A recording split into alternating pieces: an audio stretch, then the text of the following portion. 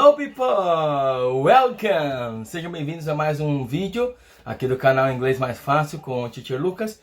E eu vou te mostrar hoje como funciona was e were. Quais são as diferenças entre os dois? Verbos to be no passado. Vou explicar tudo pra você depois da vinheta. Aguarda aí! Bem pessoal, então vamos lá, sem mais delongas, falar tudo que você precisa saber sobre was e were, tá bom? Então, primeira coisa que eu tenho que falar para vocês é que isso está relacionado diretamente com o did. Então, eu fiz um vídeo aqui no canal explicando como que funciona o did, que é o verbo auxiliar para você formar frases no passado, né? Frases na interrogativa ou frases na negativa, né? Então, ele está diretamente relacionado, porque na verdade o was e were é o verbo to be no passado, tá bom?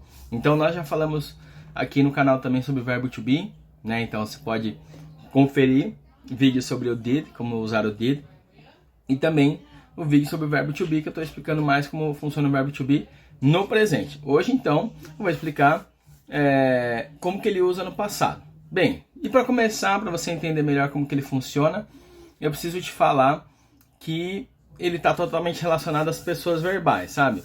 Aquelas pessoas que em inglês a gente fala I, you, he, she, né? Primeira pessoa do singular, segunda pessoa do singular, enfim. Para ficar mais simples, assim, para eu te explicar. O que acontece? A gente usa o was quando a gente fala de pessoas que estão no singular. Ou quando a gente está falando de um nome, tá? Um nome de alguém no singular. Were a gente usa no plural, tá bom? Então a gente usa com as pessoas verbais we, a gente usa com you, a gente usa com they, né? A exceção, a regra é que o you, tanto no singular como no plural, ele vai ser conjugado no plural, sempre, tá? Então isso vale pro presente, né? No presente a gente fala you are, independente se você é, ou você está, ou vocês são, vocês estão, né? Serve you are, eu falo tanto no singular como no plural. E aqui no passado é a mesma coisa. E o you, ele vai sempre ser conjugado no plural. Então, vai ser you were, pode ser você estava, ou você era, ou vocês estavam, ou vocês eram, tá? Então, independente se ele é plural ou singular, a frase é a mesma, tá? Bem, então vamos lá. O que acontece? Deixa eu pegar aqui mais alguns exemplos que eu separei para você. Bem, aqui ó. Como que a gente sabe se está no plural ou no singular no inglês? Quando você fala usando o were e o were, por exemplo. Só pelo contexto. Tem muita coisa que depende do contexto, né? Por exemplo, vou falar aqui, ó. Essa frase aqui. Vamos começar alguns exemplos, né? Com was. I was tired. I was tired, tá? Quer dizer, eu estava cansado, tá? Então, da mesma forma que se eu falar um nome no singular, também eu vou usar o was, tá? Então, o was, ele vai ser tanto para os pronomes I e he, she, it, como uma pessoa no singular. Então, nesse ponto, é até mais fácil do que o simple present, né? É um pouco mais fácil que no presente, porque no presente nós temos três verbos to be, né? Nós temos am, que serve para I, né? Nós temos is, que serve para he, she, it, ou uma pessoa no singular, um nome no singular, tá? E nós temos o are, que aí serve para you, serve para they, serve para we, e também serve para quando a gente está falando com mais de um nome, certo? Então, no simple present nós temos três verbos to be, am, is e are. No past, simple past, no passado, nós temos só dois, was e were. Então fica um pouquinho mais fácil, né? Fica um pouquinho mais fácil de lembrar. Então, por exemplo, se eu falo de I, então, singular, I was tired, tá? Eu estava cansado. Da mesma forma, se eu disser um nome, por exemplo, Robert was excited, tá? Não é isso que você está pensando. Robert estava animado, excited, animado, beleza? Bem, agora, quando é plural, por exemplo, you were lost. You were lost. O que acontece? Você estava perdido ou vocês estavam perdidos. Como que eu vou saber? Se é você está perdido ou você estava perdido ou vocês estavam perdidos. Depende do contexto, tá? O inglês depende muito do contexto. Então eu já falei aqui em outro vídeo, né? Aquela frase lá que a gente costuma falar para alguém que não entende muito o que a gente está falando. Tipo, a gente fala assim, ah, você entendeu o que é que eu desenho, né? No inglês, isso é muito mais válido, né? Porque no inglês é uma língua mais simples, tem menos vocabulário. Então, quer dizer, muitas coisas dependem do contexto. Então, depende de você estar vendo aquela cena, né? E se você não está vendo aquela cena, a pessoa provavelmente vai ter que usar outra frase para complementar o sentido, para tentar explicar o que está acontecendo ali, entendeu? Então, o português, por ser uma língua mais complexa, tem mais palavras, né? Então, a gente consegue, às vezes, explicar melhor, mais detalhadamente, porque a gente tem mais palavras para aquilo. O inglês é uma língua mais simples, né? Então, o que acontece? Por ela ser mais simples, muita coisa depende do contexto, né? É o próprio verbo to be, né? O verbo to be pode ser ou pode ser estar.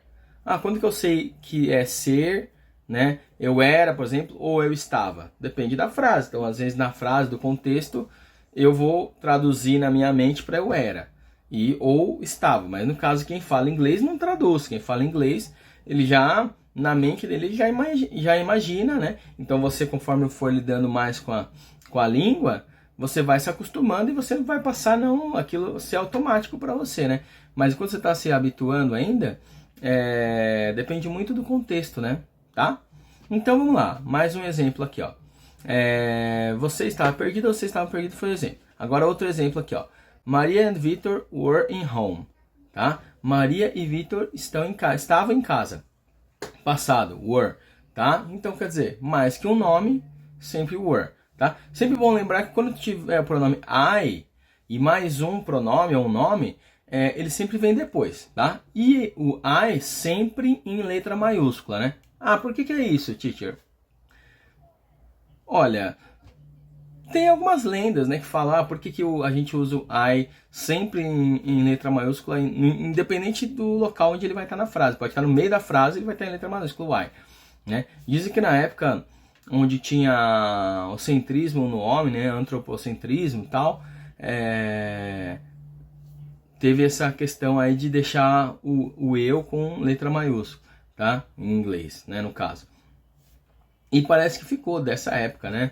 Da época aí do século XIX e tal, século XVIII, e ficou. Bem, isso daí é uma lenda, não tem nada definitivo sobre isso, mas enfim, sempre o I vai estar em letra maiúscula e ele sempre vem depois, tá? Quando tiver o I e mais alguém, ele sempre vem depois. Então, por exemplo, olha o exemplo aqui, ó. Stella and I were eating. Stella and I were eating. Tá? Então, quer dizer, a Stella e eu estávamos comendo. No português, tanto faz. Eu posso falar, eu e a Stella estávamos comendo. Ou a Stella e eu. No inglês, não. Eu tenho que colocar qualquer nome e o I vai ficar depois. Se tiver dois nomes, por exemplo, Igor, Stella and I were eating. Né? Então, tem que pôr todos os nomes que tiver antes do I. Beleza? O I sempre fica para depois. Bem, e para formar frases na interrogativa e na negativa, né? Então a gente usa o mesmo padrão do verbo to be. Então tem várias coisas, né? Para quem gosta de padrões, aí para quem é da área de tecnologia ou da área de exatas, né? Vai ter mais facilidade para reconhecer padrões, assim como existem padrões na linguagem de programação, por exemplo, de computação, né? Então existe um padrão, tá? No caso do padrão, o padrão é o seguinte: quando você tiver o verbo to be, ou quando você tiver algum o verbo modal, por exemplo, can, could, would, que são verbos que significam pode ou poderia, né? Poder ou poderia. Aí você não precisa do auxiliar, tá? Então, quando você tem o verbo to be e quando você tem o verbo modal, você não precisa do auxiliar, tá? Então, você usa ele mesmo para fazer a frase na negativa ou na interrogativa. Então, nesse caso, no passado, você não vai precisar usar o did, tá? Você pode usar o próprio verbo to be. Como? Bem, quando tiver na negativa, é só colocar o not na frente do próprio verbo to be, né? Olha o exemplo aqui, ó. Lucas was not teaching. Lucas was not teaching. Então, quer dizer, Lucas was teaching. Lucas estava ensinando, certo? Lucas was not teaching. Lucas não estava ensinando. Então, eu coloquei o not na frente do verbo to be was. Beleza? Bem, outro exemplo aqui, né? Usando o were. Anna and Victoria were not living together, tá? Anna and Victoria were not living together. Então, quer dizer, Ana e Vitória não estavam morando ou vivendo, né? Living pode ser morando ou vivendo juntas. Beleza? Então, o que acontece? Então, were not, né? Coloquei o not na frente do were, certo? Bem, e assim como no Simple Present, eu acho que eu acabei abreviando sem querer aqui, mas assim como no Simple Present, a gente pode ter as abreviações, né? Então, was not pode ser wasn't, tá? E were not pode ser weren't, tá? Então, quer dizer, o apóstrofo, né, ele entra onde a gente corta a letra. Então, no caso do wasn't, nós cortamos o O, onde a gente corta o O, entra o apóstrofo, tá bom? E weren't também é a mesma coisa. Were not, a gente corta o O, onde a gente corta, entra o apóstrofo, tá bom? Então, apóstrofo, N, apóstrofo, T. Legal? Bem, então como eu já expliquei no presente, as abreviações, elas não são obrigatórias, tá? Você pode abreviar ou não, tá? Então, se você estiver abreviando ou não tiver, vai estar certo da mesma forma, tá? Não vai ter, você não vai estar cometendo um erro gramatical, vai estar corretíssimo, tá? Por que que usa-se, né? Já falei isso antes também, mas é bom sempre repetir. Por que que a gente usa muitas abreviações no inglês, né? Para falar mais rápido, apenas isso, é para ajudar na oralidade.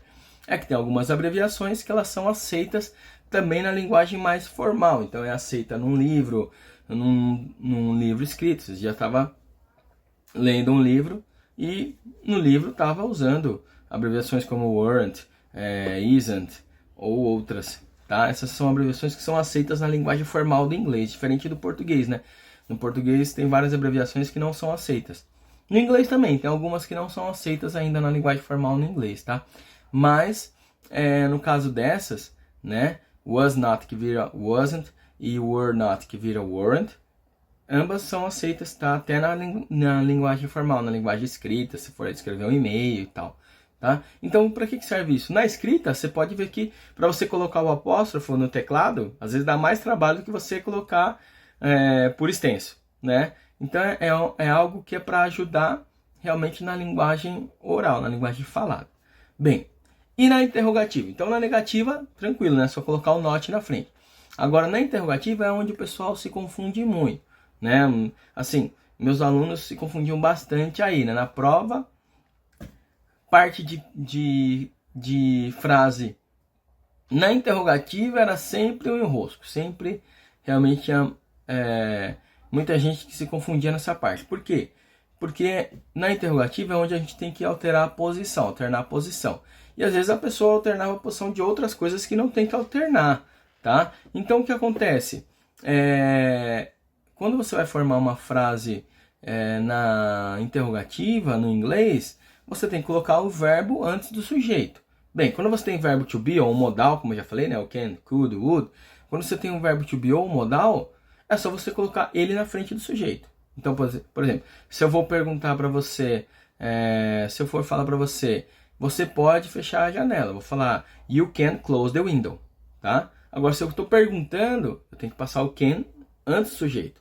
Can you close the window? Bem, mas o can, could, esses verbos é assunto para outra aula. Vamos usar o nosso verbo to be aqui. Por exemplo, se eu falar, eu estava cansado. I was tired, tá? I was tired. Agora, para eu fazer uma pergunta, é só pôr o verbo to be antes do sujeito. Qual que é o sujeito? I. Então vai ficar was I tired? Was I tired? Tá? Então, é só colocar o verbo to be antes do sujeito. Não precisa alterar mais nada na frase, né? O que confunde, às vezes, é quando o sujeito é maior, né? Então, por exemplo, Pamela and Anderson were in Miami. Pamela and Anderson were in Miami. Tá? Então, a Pamela e o Anderson estavam em Miami, certo? Aí, para eu fazer a pergunta, o que acontece? Qual que é o sujeito? É a Pamela e o Anderson, tá? Então, se tivesse my friend Pamela Anderson, tudo isso seria sujeito. My friends Pamela and Anderson, tá? Seria tudo isso o sujeito. Então, o verbo vai antes do sujeito inteiro, tá? Então, aqui, were Pamela and Anderson in Miami, né? A Pamela e o Anderson estiveram em Miami, tá? Então, o que eu vou mudar é o verbo to be, tá? Ou os modais no caso, né? Então eu vou colocar eles antes do sujeito, né? Então, essa que é, acho que é a principal dica, né? O pattern, é o padrão, né, pessoal? O padrão que eu tenho que recomendar para vocês para lembrar, né? É só colocar o verbo, quando você for fazer a pergunta, é colocar o verbo antes do sujeito. Qual verbo? Depende. Se eu tiver o verbo to be ou modal, eu uso ele mesmo, tá? Se for outro verbo, então cantar, sing, brincar, play, trabalhar, work, se for qualquer outro verbo, na maior parte verbos de ação, né? Se for a maioria dos verbos, aí eu tenho que colocar um verbo antes do sujeito, mas eu não posso colocar esse verbo. Por quê? Porque não pode, certo? Pela regra do inglês, quando não é o verbo to be ou esses verbos modais, eu tenho que usar o auxiliar. Então, o verbo auxiliar, né? Então, ou eu vou colocar o to be antes do sujeito, ou os modais, né? Ou eu vou colocar o auxiliar que é o did, tá? Então, é isso. Quando for qualquer verbo de ação, né? Como eu expliquei, cantar, brincar, trabalhar, né? Sing, work, dance, eu vou ter que usar o auxiliar para formar a frase na interrogativa ou na negativa. Qual auxiliar no passado? Did, tá? Não tenho esses verbos, eu tenho o verbo to be. O verbo to be não necessita de auxiliar, ele já é completo, ele não precisa de auxiliar. Então, no caso, eu vou colocar o próprio verbo to be antes do sujeito. Legal?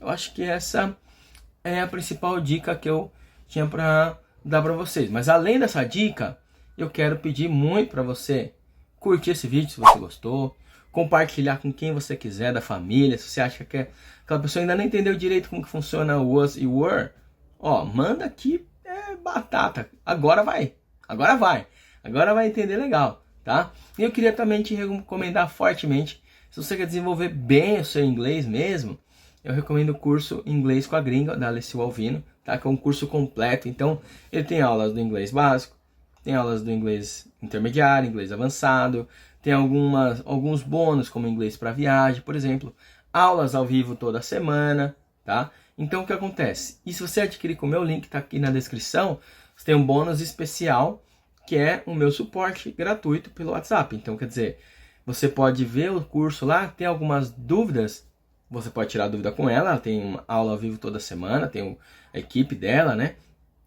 Mas às vezes a Alessio Alvino, ela é nativa no inglês, né? Ela é americana, certo? Eu sou nativo no português, eu também sou professor de português. Então, às vezes sua dúvida está mais específica entre como funciona no português e no inglês, quais são as principais diferenças. Eu vou conseguir te ajudar, tá? Então, quer dizer, você vai ter a minha ajuda e a ajuda dela, acho que com isso você vai ter um pacote completo aí para você realmente desenvolver legal o seu inglês, tá?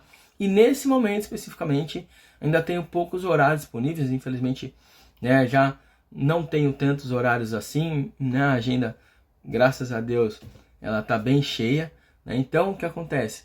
Tenho pouquíssimos horários disponíveis, mas tá aqui o meu e-mail na descrição, se você tiver interesse de aulas particulares, de aí realmente dar um up no seu inglês, aí é perfeito, não tem nada igual a uma aula particular que é personalizada para você, certo? Bem, então é isso, qualquer dúvida que você tiver, eu estou à disposição, comenta aqui, posta o seu comentário aqui do que você achou da aula. Também se você quiser sugerir um tema, né, para as próximas aulas, também pode colocar aqui nos comentários, que eu vou ler um por um e vou estar à disposição aí para te ajudar. Legal? Então, vejo você na próxima aula. See ya!